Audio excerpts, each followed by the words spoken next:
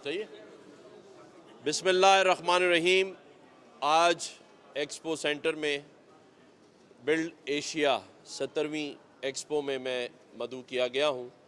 और यहाँ आकर मुझे इंतहाई मसरत खुशी हुई कि जब मुझे ये बताया गया कि तकरीबन 12 ममालिक से 150 के करीब फॉरेनर्स जो हैं इसमें पार्टिसिपेट कर रहे हैं और चारों बड़े हॉल इन्होंने इसमें बुक किए हैं। 500 से ज़ायद पार्टिसिपेंट्स हैं जिन्होंने इसमें हिस्सा लिया है। और बात वहीं से मैं शुरू करूंगा कि आज से 3 महीने पहले अगर आप सभी को याद हो तो मैंने ये कहा था कि हमारे जो मिडल ईस्ट के ममालिक हैं, यूएई ख़ास तौर पे, वो पाकिस्तान में बहुत बड़ी इन्वेस्टमेंट करने जा रहा है और बाकायदा तौर पे कल उन तमाम याददाशों पे साइन किए गए। मैं इसे खुश आइन करार देता हूँ, मुबारकबाद देता हूँ वज़ीर आज़म पाकिस्तान को और ख़ुसूसी तौर पर आर्मी चीफ़ को, जिनकी अनथक मेहनत, कोशिशों और काविशों से ये इत्मीनान हुआ हमारे यूएई के ममालिक को और जिन्होंने 20 से 25 बिलियन डॉलर के जो प्रोजेक्ट्स हैं उनकी याददाशों पे कल साइन किए हैं। और सिर्फ यही नहीं, इसके बाद कुवैत और बाकी ममालिक भी, जिसमें कतर भी शामिल है, तकरीबन मैं ये समझता हूँ आने वाले 3 से 6 महीनों में तकरीबन 100 बिलियन डॉलर के जो एग्रीमेंट्स हैं, एमओयूज़ हैं, वो साइन होने जा रहे हैं। इस्लामाबाद में भी एक मीटिंग बुलाई गई है जिसमें तमाम ही बड़े एक्सपोर्टर्स को मदऊ किया गया है। मैं भी उसमें शामिल होऊंगा और पहली अपॉर्चुनिटीज़ जो हैं वो पाकिस्तान में रहने वाले एक्सपोर्टर्स को, इंपोर्टर्स को और लोकल इन्वेस्टर को दी जाएंगी और उसके बाद फिर बाहर के ममालिक को भी कहा जाएगा कि वो डायरेक्टली आके यहाँ काम करें। चाइना के कौंसल जनरल इस वक्त मेरे साथ खड़े हैं। चाइना हमारा वो दोस्त ममालिक है जो हर बुरे वक्त में पाकिस्तान के साथ खड़ा है। सीपैक जैसा मंसूबा जिसकी तकमील के लिए हम सब दुआगो हैं, जो चाइनीज़ भाइयों की मदद से, ताउन से चल रहा है। तो ये सारा जो तरक्की का सफ़र है, मैं ये दुआ गो हूँ कि अल्लाह ताला इसमें हमारी मदद फरमाए और जिस तरह से हम चाह रहे हैं कि पाकिस्तान की जो मईशत है वो अपने पैरों पे खड़े हो जाए, जिस तरह हमने पिछले 2 साल कोविड के बाद परेशानी के गुजारे हैं, उसका अंदाज़ा है हमें कि किस तरह एक मिडिल क्लास जो तबका था वो गरीब हो गया और पाकिस्तान में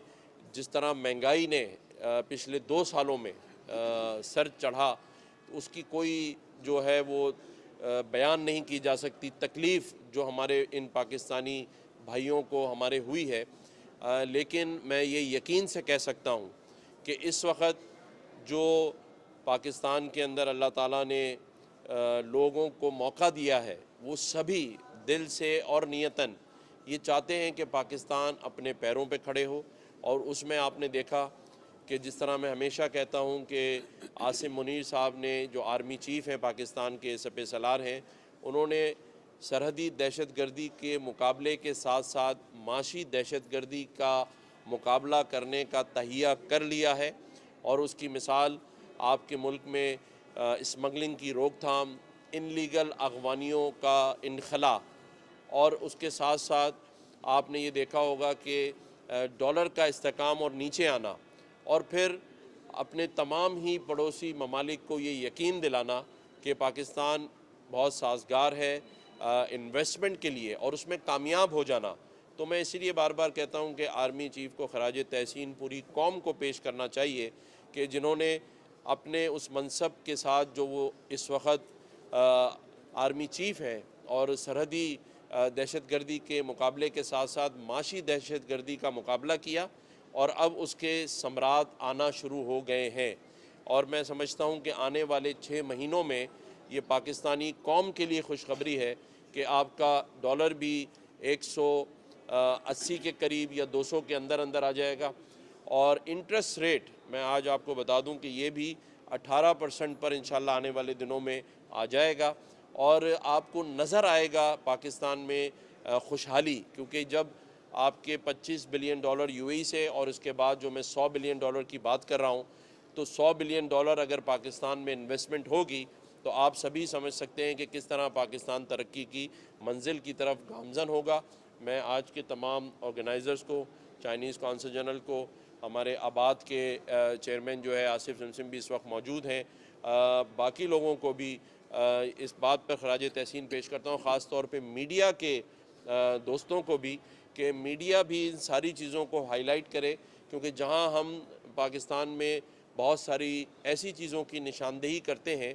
जो कि नज़र आती हैं और करनी भी चाहिए, तनकीद भी करनी चाहिए, लेकिन जब हो बात पाकिस्तान में खुशहाली की, अच्छी चीज़ों की, तो उसे भी हमें लोगों को दिखाना है, अपने इन फॉरेनर्स को दिखाना है कि पाकिस्तान साजगार माहौल है वहाँ इन्वेस्टमेंट का, और जहाँ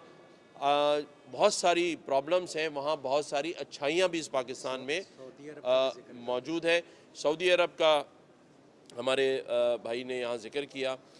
मैं समझता हूँ कि सऊदी जो अरब है वो हमारा दोस्त ममालिक है, भाई ममालिक है, लेकिन सऊदी अरब ने भी बड़ा किरदार अदा किया है, और आइंदा आने वाले दिनों में आप एक और खुशखबरी सऊदी अरब की तरफ से भी सुनेंगे। और मैं समझता हूँ कि अभी जो सफ़र पे हम निकल पड़े हैं, इंशाल्लाह अल्लाह की ज़ात से उम्मीद है कि हम पीछे मुड़ के नहीं देखेंगे। जहाँ सियासी मौसम इतना गर्म है, ट्रांसफर पोस्टिंग चल रही है जमातों में, आपका जरदारी से मिलना, बड़ी खबरें गर्म हो गई हैं, कहीं आप भी तो ट्रांसफर पोस्टिंग में नहीं पड़ गए? देखें, मुझे आपको याद होगा कि मैं जब लंदन गया था तो मैं मियाँ नवाज़ शरीफ साहब से मिला था, और उस वक्त भी ये बात उठी थी। तो मैंने ये कहा था कि मैं बहैसियत गवर्नर सिंध तमाम ही सियासी जमात के सरबराहों से मुलाकात करूँगा। देर से हुई, लेकिन जरदारी साहब से इस्लामाबाद में ज़रूर मुलाकात हुई, और बहुत सारी बातें इस हवाले से आ रही थी। कुछ सोशल मीडिया पर कहा जा रहा था कि पता नहीं डॉक्टर आसिम मुझे ज्वाइन कर रहे हैं या मैं उनको ज्वाइन कर रहा हूँ, तो ऐसी कोई बात नहीं है। बात सिर्फ ये हुई कि हमने मेरा ये मानना है कि कोई भी एक सियासी जमात इस सूबे के और इस पाकिस्तान के मसाइल हल नहीं कर सकती। तमाम स्टेक होल्डर्स को साथ बैठना होगा, और ख़ास तौर पे मैं आवाम को इस बात का यकीन और एतमाद दिलाना चाहता हूँ कि बहैसियत गवर्नर सिंध जरदारी साहब हों, नवाज़ शरीफ साहब हों, या कोई मौलाना फजलुर रहमान साहब हों, खालिद मकबूल भाई हों, इन सब से मिलने का मकसद मुझे अपने सूबे में खुशहाली के लिए बात करना है। हम बहुत लड़ लिए, बहुत एक दूसरे पे तनकीदों के नश्तर चलाए हैं, लेकिन इससे सारा नुकसान मेरे सूबे और मेरे शहर का हो रहा है। बल्कि आज मैं ये भी कहूँगा, मुझे अभी ख़बर मैं सुन रहा था, देख रहा था कि बहरिया टाउन के लिए जो फ़ैसला सुप्रीम कोर्ट का आया है और वो पैसे सिंध गवर्नमेंट को देने की बात की गई है, तो मैं तो यहाँ ये ज़रूर निगरां वज़ीर आला सिंध से कहूँगा कि इस पैसे को पूरे सिंध में, लेकिन ख़ास तौर पे कराची के अंदर ज़रूर इस्तेमाल करें। इस वक्त कराची में रोड रास्ते टूटे हुए हैं, और जहां हम इन्वेस्टमेंट ला रहे हैं और तरक्की की सफ़र पे गामजन हैं, तो इस पैसे को इसका बेशतर हिस्सा कराची में लगना चाहिए ताकि माशी हालात बेहतर हों, और सूबे में भी लगना चाहिए। आप सबका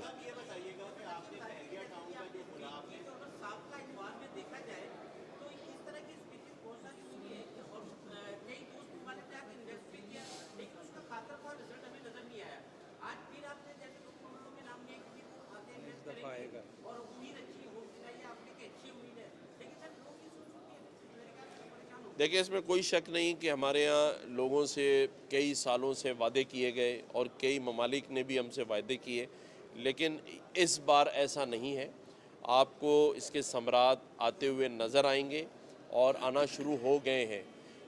इस्लामाबाद में इस वक्त यूएई की जो माशी टीम है वो मौजूद है, जहाँ के हमारे प्राइम मिनिस्टर यूएई में मौजूद हैं। तो उस वक्त इस्लामाबाद में पिछले 10 दिन से यूएई की टीमें मौजूद हैं, जो हमारे तमाम डिपार्टमेंट्स के साथ बात कर रही हैं। और जिस तरह यूएई ने हमारे यहाँ एक directly government to government base पर पोर्ट का एग्रीमेंट साइन किया 50 साला, आप यकीन रखिएगा कि इस बार